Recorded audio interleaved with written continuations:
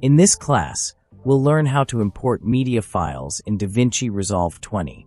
Before starting editing, you need to bring your videos, images, and audio files into your project. First, go to the Media page from the bottom menu. On the left side, you'll see your system folders. This works like your computer's file explorer. Navigate to the location where your footage is saved. Once you find your files, select them and simply drag them into the media pool.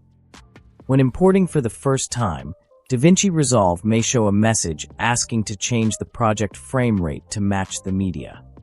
Click Change so your footage and timeline stay synchronized. Other ways, you can directly drag files from your desktop or any folder into the media pool. This is the fastest way used by most editors. And another way is right-click in the media pool and click on Import Media. Now let's organize them properly. Inside the media pool, right-click and select New Bin.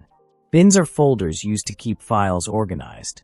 Create separate bins such as footage, music, sound effects, images, graphics. Then move your files into the correct bins. Proper organization makes editing faster and avoids confusion later. You can also import media using the top menu.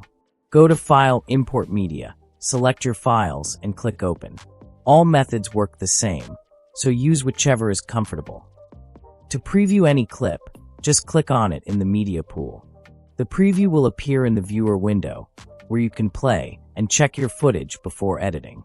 One important tip: always copy your files to your computer before importing.